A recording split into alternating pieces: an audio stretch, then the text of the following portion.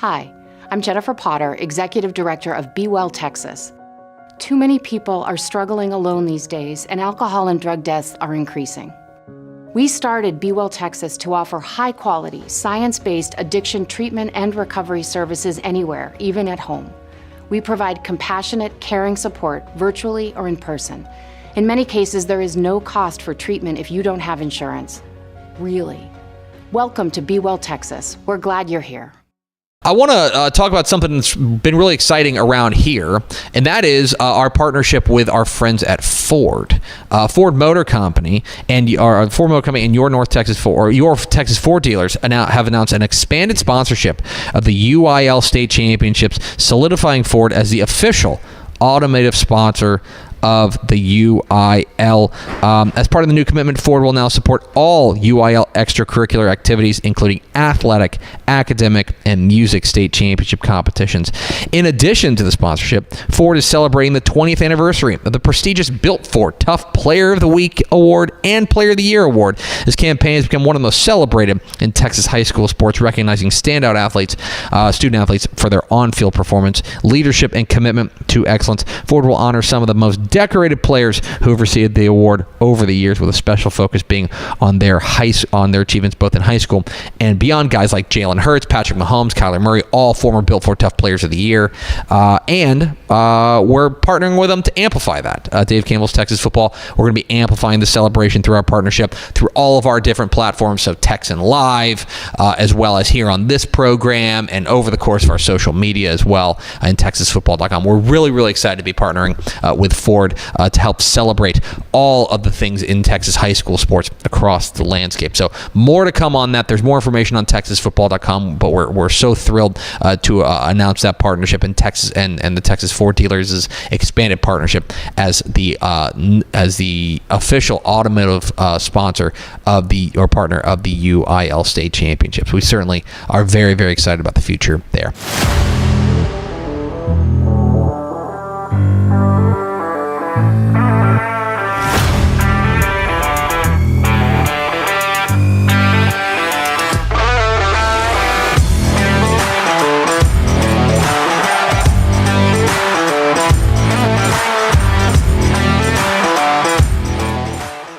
Hello and welcome to a very special edition of the Dave Campbell's College Football Podcast. Of course, we got your regulars here. I'm your host, Carter Yates. That is Dave Campbell's senior writer, Mike Craven. But we are joined by Paul Finebaum, the voice of the SEC.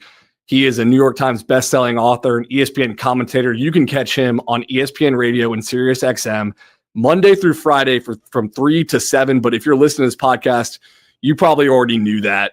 Paul, I got to say, you are our white whale. We've been harpooning the college football waters for 3 years now, and we finally got you on the podcast. So this is a very momentous day for us. Well, thank you, but I'm really delighted to do it because I started in the business a couple of years ago, you may be able to tell, and as a sports writer. And the name Dave Campbell was synonymous with Texas football and really outstanding sports journalism. And it is an honor to be associated with that name and this operation in any way, shape, or form. So thank you for inviting me. You mentioned you got your career start in the newspaper business, and your colleague Joe Tessitore has called you and Howard Stern like the greatest interviewers he's ever seen. Before we start this interview, let me ask you an interview question. What do people get wrong about being a good interviewer? Do you have like a few principles you rely on as an interviewer? Yeah, listen, Howard Stern, first of all, there's only difference. The only difference between the two of us is about $30 million a year. But he is a great interviewer. And whether I am or not, one thing I do care about is the subject matter. And I think the biggest mistake that so many people make in interviews, they over prepare, which is good. You can't be too prepared for something, but instead of listening to the answers, they're already looking at their next question. And I learned that as a newspaper reporter, where you have a little notebook and you're writing stuff down. And the great ones before me said, don't ever, you're like a lawyer on a cross-examination. You don't show any emotion. You don't want the subject to think I just said something really outrageous. So you just you have to listen, and television is the worst. And I happen to have a show that's on television every day, but people in television, they're so used to everything being prepared for them, they literally do not listen to what's being said. When I was on your show, it was probably the most nervous I've ever been to do because I knew everybody I knew was going to hear it and listen to it, and if I fumbled over my words, I was going to get made fun of. I'm curious, you've been doing this for so long, you've interviewed so many big people. Like, when's the last time you were super nervous before an interview? Interestingly, a lot. Probably I'm most relaxed when I do my own show because it's comfortable and the people. But until COVID happened, I would go to New York every week, and I would do for 2 days the Get Up show with Greenberg and then First Take. Stephen A. Smith will make you nervous because first of all, it's based on what you said, Mike. When you say something on that program in particular, it's going to likely go viral. So a lot of times you end up getting quoted on stuff that maybe you didn't say. And this did not involve Stephen A., but it involved his show. I believe it was 2 years ago. SEC Media Days was in Nashville, and I'd flown in that morning, and I got there, and I got hit up by First Take to be on at whatever time. So I rushed up.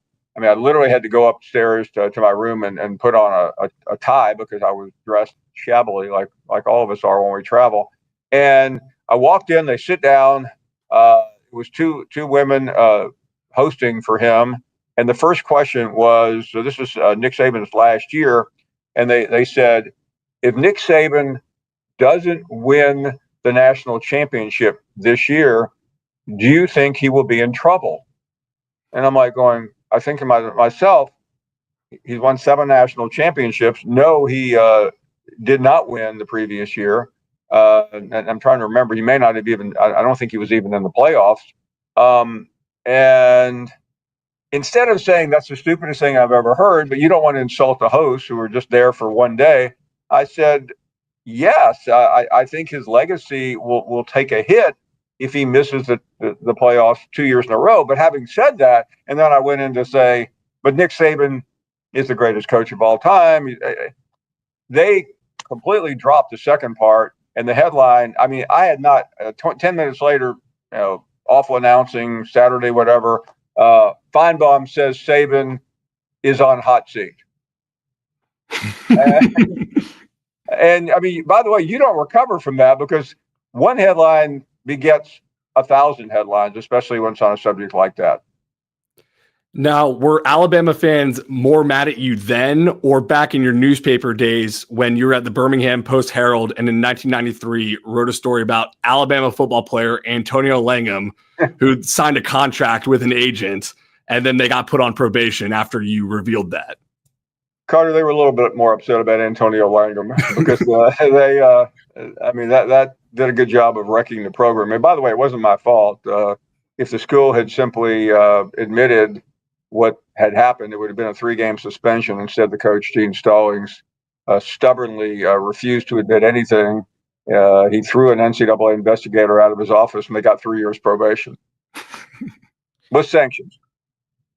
You were one of the first big columnists that I remember transitioning into radio and then TV. Do you ever miss writing? When's the last time you really got behind the computer and banged out a big article like that? I don't really miss it, Mike, and I tell you why. It's hard. You guys understand that. And I did it for a long time, and I am really just not sitting behind a microphone. I'm sitting in a somewhat darkened studio where we do our show is easy. You have to remember a couple of things. 30 minutes before the show, you go into the makeup room and get makeup. You make sure you have a drink of water, and then you just roll. Writing is painful. I think it was Red Smith who said many years ago, it's like opening up one of your veins and watching it bleed. And as much as I loved it, I think sometimes you just have to know when something is over. And I don't really have any interest. And if you see me writing some blog, that means I've been fired here and I'm desolate. So please don't see that. But you have like transitioned from writing to television and radio and are now one of the faces of like new media and how we cover college football. Did you foresee that this would be like TV, social media would be more how football is covered, or is this just kind of how your career worked out? No, because I was one of those grizzled sports writers who would sit around and make fun of the TV people. Um, I mean, we had no respect for them. I mean, I have more respect now because I've worked at local TV. It's hard nowadays. It's even more difficult where often the reporter's camera is carrying all his equipment or her equipment, and it's not the same as it used to be. But I still, and I know I've been on I've worked at ESPN now for 12 years. I still am not overly comfortable in front of the camera. I mean, there are people, and you guys probably know them, that can look at a camera and just hold on to it. I look at a camera and immediately want to look away because I think that's just the reporter, writer, radio person in me.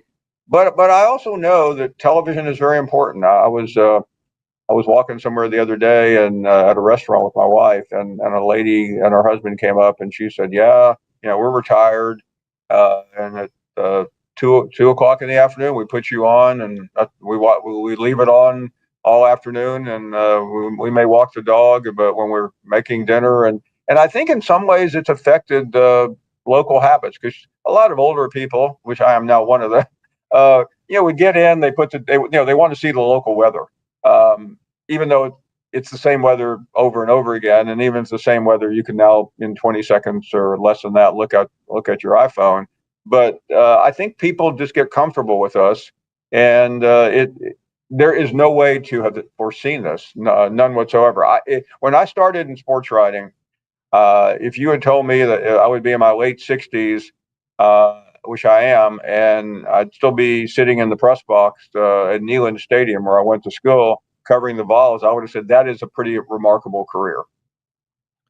You mentioned kind of getting stopped and told you're a part of people's kind of lives and their viewing habits. When was the first time you kind of realized that, or the first time you got stopped by somebody and kind of realized that your career had taken off in that way? It probably started happening, I don't know, maybe 15 or 20 years ago. We lost a caller on the show, and his family asked me to give the eulogy, and it was pretty nerve-wracking. And that was when I was still in Birmingham doing the local show. And this past Saturday, I did another eulogy for a caller. And I'm not saying I don't want to make this trite, but I've almost lost count how many times I've done it because it's important to the callers. And we had about 150 people at a place in Birmingham celebrating the life of this gentleman named Larry from Shelby, Alabama, who was really probably more famous for starting every call Roll Tide and bragging about how many Bud Lights that he drank. But he was beloved. I mean, people. I came from Charlotte, which is where I do the show right now. Other people drove from South Carolina, from Georgia, from Memphis. Many up to 6, 7, 8 hours, and it was one of the most unique afternoons. I mean, people that never met each other were hugging each other and taking pictures and trading numbers and becoming friends. You can't predict that. I feel like that's, the power of sports. And when I think of your show and they dub you the voice of the SEC, a lot of your show is call-ins and a lot of fans that, from the SEC want to talk to you and stuff like that. How do you think, like, when they say the SEC is different, it just means more? Do you think they're also talking about the fans and the communities around those teams when they say that?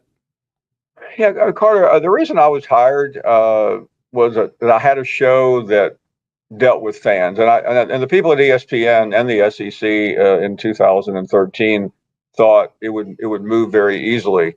They were probably wrong. I'm not sure that the ESPN executives had ever listened to our show. They just knew the guy had a connection because there was so much pushback when we started.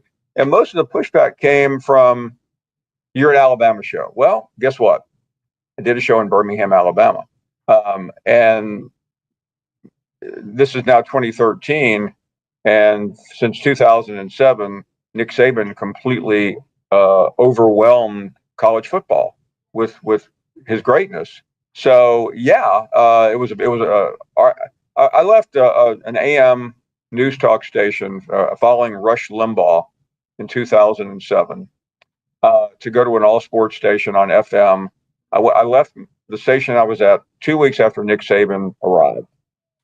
The big number in radio is sports radio is men 25-54. That's what they call the target demo.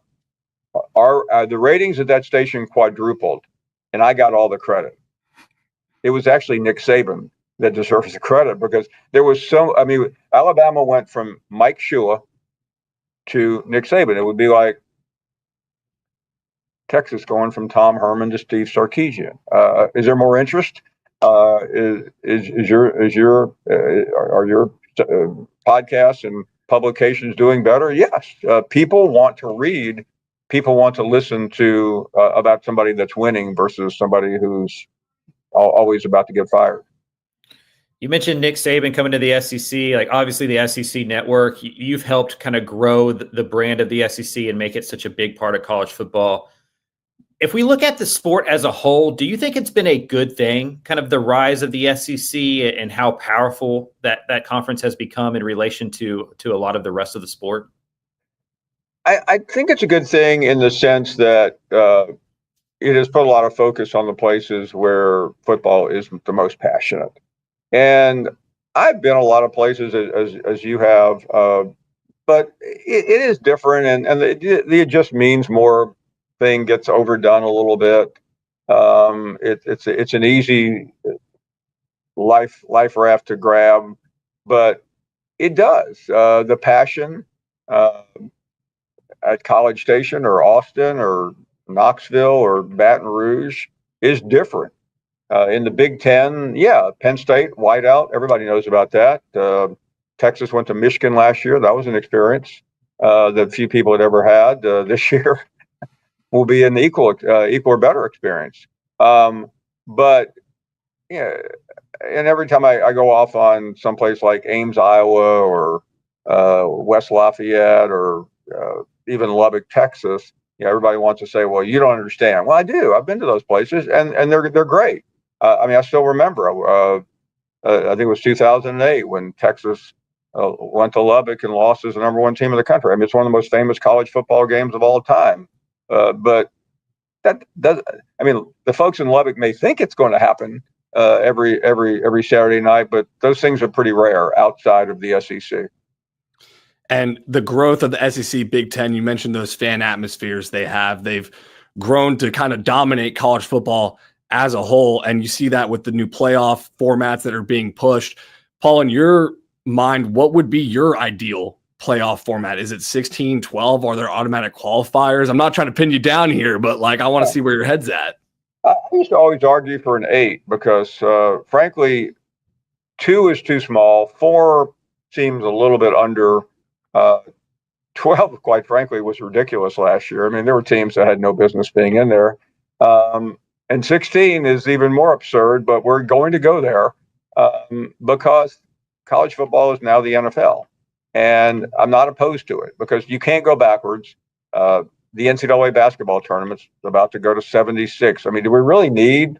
No, but it's a television event. People like it. I don't want to deprive anyone of their viewing pleasure, and I think it's a good idea to bring more people under the tent. As you guys, from 2009 to 2013, I lived in Alabama. In every one of those years, Auburn played twice for the national championship, and Alabama played in all the other years. That's one state. That was with a 2-team playoff. And some of it is, I'd like to see SMU in a playoff game. I'd like to see Texas Tech. I'd like to see more schools. I'd like to see a West Coast team. And I think by adding all these, it gives more opportunities. Mostly, though, it makes more money for college football, which is, as you guys know, what it's all about. Now, speaking of money, rev shares coming into the fold. You've been covering this for a long time. What is your reaction to players getting paid, and what would you have said 10, 15 years ago if I had told you this was the future of the sport? I would have been shocked. I made my bones as a young reporter, a lot of investigative reporting, and the first big story of my career involved a basketball player literally getting paid to stay at a high school from gate receipts. I'm not talking about $100 bills. I'm talking about $5 bills, $10 bills, and they also dipped into the Coke machine revenue in quarters and dimes. And then later he pocketed about $4,000 from a local booster to go to Alabama. $4,000, and they nearly got leveled for it had the NCAA not been so incompetent. That used to be a big deal. I mean, there were cases in the early '80s where a hamburger, a meal could cost somebody a T-shirt. That needed to go. Now, the SMU of the mid to late '80s, that's a serious crime. Okay, we don't need to relitigate that. So I'm shocked, but I'm also in 3 or 4 years, you adjust, and if a player makes the money, good. The only thing I don't like is the lack of loyalty. I mean, I used to grow up in West Texas or Dallas or Houston or San Antonio or Austin, and you had a pretty good idea. You knew what you wanted to do. You wanted to go to Texas. You wanted to go to A&M. You might go to Oklahoma if they offered you enough money. But ultimately, now you may end up going where you want, but you won't stay there. And players are leaving for all the wrong reasons. And you mentioned how college football is becoming the NFL, and you're not opposed to that. And I think a lot of people wouldn't be opposed to that. But what parts of like the NFL model would actually hurt college football, do you think? Well, I think the NFL model is the best model in sports. It helps when you're as powerful as they are and you control it. I mean, I'll never forget being in Austin last year for the Clemson game. And, right before the game started, on one of the TVs was the Kansas City Chiefs playing. That's ridiculous. But college football has already made that mistake, and you can't get it back. So you just have to deal with it. I think some of the new rules as a result of the House settlement are probably good. There's a cap. You have general managers managing the budget, just like Jerry Jones, well, probably a poor example. It would be trying to manage his budget. That's better than it was, where you just had blatant spending just to get it all in before the deadline. The thing that is untenable is that there is no enforcement. I don't care how many times the commissioner or this new guy that is supposed to be the de facto commissioner post House is, you're not going to be able to litigate these things because everybody now will sue. Tennessee did that a couple of years ago, got the NCAA off their trail, and so will the next school. The lawyers are too good. The NCAA literally has lawyers that I'm still not sure they have a degree because they are just. It's one thing to be undefeated; they can't win. So it's no longer the NCAA, but it will be the same. So, but you just have to accept it, and I have. I know a lot of people don't. I run into a lot of guys that played in the '60s and '70s, and they're having a hard time. But it's a pretty famous story that you guys have probably heard. But when Jerry Jones decided to build AT&T Stadium, everybody that used to go to Texas Stadium in Irving, went crazy.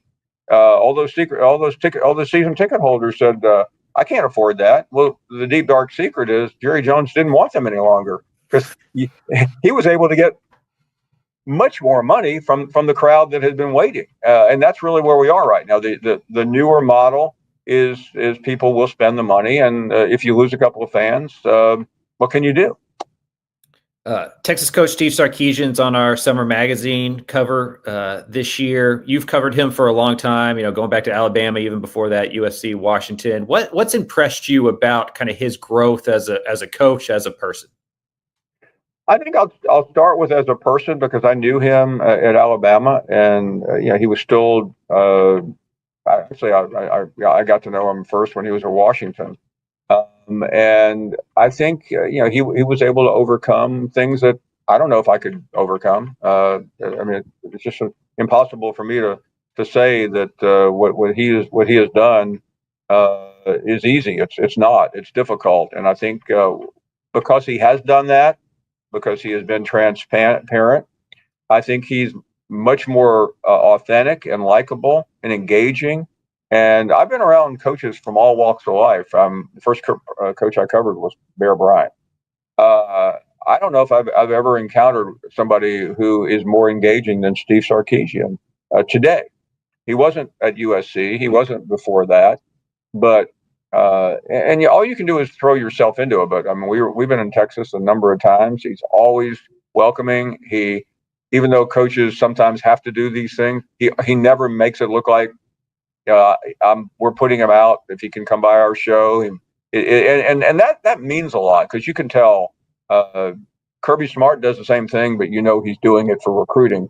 Sarkeesian makes you actually think he's doing it because he likes you, which probably isn't true. But I like him as a result. On top of that, his connection today with where the NFL offenses are, I think, is also one of his greatest traits. Now, for whatever reason, not to beat a dead horse, those skills seem to dissipate on the final series against Ohio State. I don't know what happened.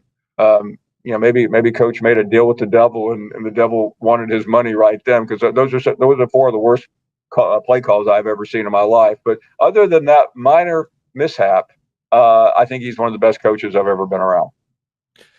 We've made it 24 minutes of the podcast talking about Steve Sarkeesian's NFL offense. There's a new QB taking over, Arch Manning. Are you buying into the Arch Manning hype, Paul?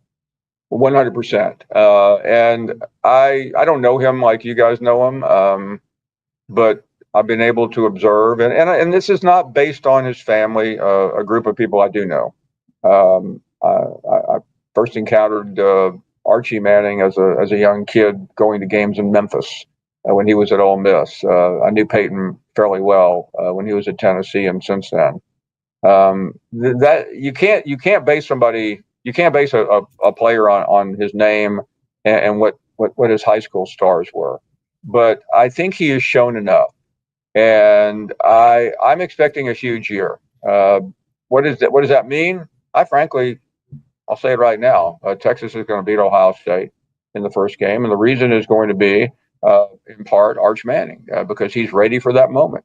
Quinn Ewers, to me, was a really good quarterback who, whether it was an injury that he was battling, for whatever reason, I never felt comfortable or confident that he was going to be able to pull out that biggest game. Arch Manning, I have no doubt. Now, I know I'm jumping on the bandwagon late, but I'm holding on for dear life because I believe in him. You said you grew up kind of going to games in Memphis, the Archie Manning connection. What made you fall in love with sports? What was your first kind of sports love that got you down this track? Amazingly, it was baseball, a sport I barely recognize anymore. But I was born in Memphis, but my sister, who was 4 years older, and my parents are all from New York, and my father was a Yankees fan growing up in the Bronx, and he took me to a game or two when I was a kid. The Cardinals were up the street in St. Louis, and those were the two teams, and that's all I wanted to do was watch baseball. And then it became basketball, and I know you're going, well, what about college football? Memphis is not a big college football town, and I watched it in high school, but it wasn't, and I played football, not at a high level, but I played with my friends in various leagues, and it started late in high school. But when I went to Tennessee, I'm like going, oh my goodness, this is serious stuff. There's a stadium that's at the time seats 85,000, now 107. And then my first job was in Louisiana for about a year, of which I covered a lot of different things. We covered a college game on Saturday, mainly LSU. And on Sunday, half the time I would go to a Saints game where Archie Manning was the quarterback. And the other half I would go to Irving, Texas. And it was a great indoctrination. A year later, got the job in Birmingham, and I walked into Legion Field my first time, and it said up there, football capital of the South, and my allegiance to other sports were gone. Early in your career, there's so many journalists that break stories and then are able to get a bigger name for themselves. But a lot of times it's a relationship with an athlete or a coach that really helps you go farther in your career. Did you have any coaches or players in your career who have really helped you get to where you are now? Well, in fact, yes. I got my first job because of a basketball coach in Baton Rouge. I got to meet Dale Brown, the legendary LSU basketball coach, my senior year. And because I did not have a journalism background, I started taking some classes late. I was having a hard time getting a job, and I heard about a job in Louisiana in Shreveport. And I called him. He said, just put me down as a reference, and I got the job. Sorry about this cough. And all of a sudden, we became very close friends. We talked not too long ago. He told me I need to get rid of the callers on the Finebaum show. I'm always fascinated by Texas A&M and how they fit into kind of the hierarchy of the SEC, kind of a singular program, which is their traditions. What do you think the reputation, the narrative is around Texas A&M football and Mike Elko going into 2025? I think that the narrative is good, but the stigma of the Aggies just is hard to get rid of. And I became a big fan of that program. I'd been there a couple of times early in my career and really enjoyed it. But it has been a struggle for them to, I think, sometimes get out of their own shadow. You had to believe the Jimbo. They went, first with Johnny football. I mean, that was an amazing moment in time. I remember early in my career at ESPN covering that famous game when the whole world was watching in 2013 after seeing what happened the previous year. But I don't understand it because I think Kevin Sumlin just burned out. Jimbo Fisher, in some ways, was fraudulent. There was just something about him that everybody bought into, but it was never there. You take Jameis Winston off of his Florida State team, which you can't do, by the way. But if you do, he would have never gotten that job because he wouldn't have won the national championship. And I feel like Elko is the best coach they've had in a while. I think he's smart.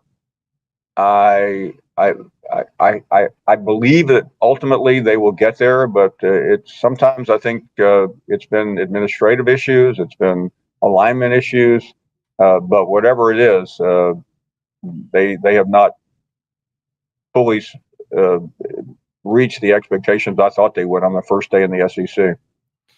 You've dropped a couple classic games you've been to in attendance, the Johnny football against Alabama, the Texas Tech Michael Crabtree beating Texas. Do you have an unofficial ranking of games of just wow moments in your career that you've been a part of or attended? A couple, I'll just throw some randomly. The Johnny football moment, it always gets me. My wife, who's a physician, rarely goes to football games, but a friend of mine invited her to sit with them at the 2012 game when Alabama was number one and Johnny came in. And while Alabama was up, Johnny went crazy in the first half. Alabama was down, I believe, 24-3 at halftime. And she sent me a text wanting to know if I knew the dog's name on the Texas A&M sideline, which of course was Reveille. And I'm like going, you're asking me about a collie who is the team mascot, and my entire world is crashing down because you cover a team in Alabama, it's either national championship or bust. And at that moment in time, it didn't look like they would come anywhere near. It's like with you guys, if Texas does well, if other schools do well, people want to read the magazine, they want to listen. And I was in local radio, and finally Alabama nearly pulled that game out. But that's all. That's what I remember. I remember a Cam Newton moment in 2010 when In fact, he was sitting right next to me about 3 weeks ago when he literally faked out Patrick Peterson, the number one cornerback in America at the time for LSU. And I've never seen a move like this in my life. In terms of games, I was a sports writer when Bear Bryant broke Amos Alonzo Stagg's record in 1981. I got to travel with Eddie Robinson at Grambling during my Shreveport years, which were just amazing to be with this guy who never gets enough attention. I'll never get over, as long as I live, the kick six game, being at Auburn. My first year for ESPN, I traveled with College Game Day because the SEC network had not launched. And here I am, my first year. I've got a book about to come out entitled "My Conference Can Beat Your Conference: Why the SEC Still Rules College Football in Alabama." It was going to be about Alabama and their third straight national championship. And I watched Nick Saban decide to challenge the end of the game to go to overtime. Instead, he gets 1 second put back on the clock and attempts a 56-yard field goal, which is run back 109 yards for a touchdown. So, I mean, those are things that stand out.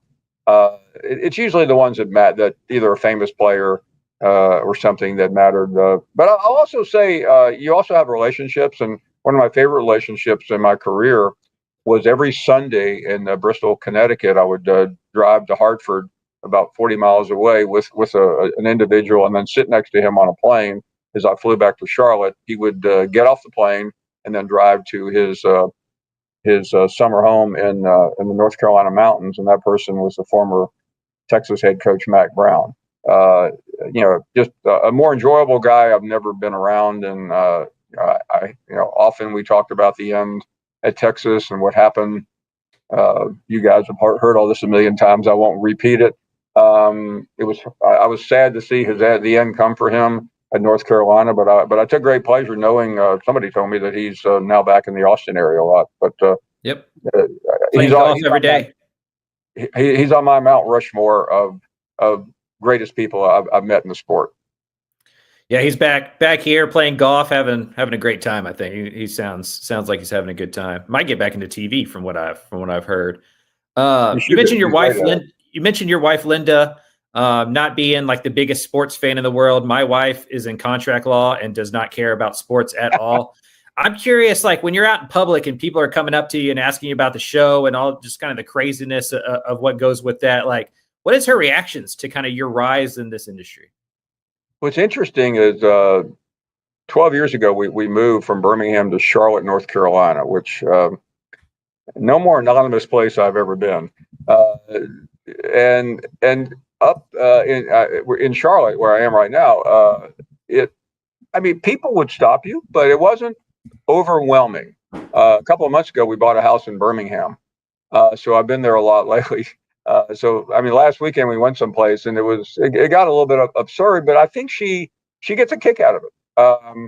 She was actually an athlete, and she thinks she knows more about sports than most people. But being a physician, like your wife being in law, you tend to spend the time on what you're good at. But it doesn't bother her. I think some of it is nobody knows when your career is going to end, but I'm clearly past retirement age.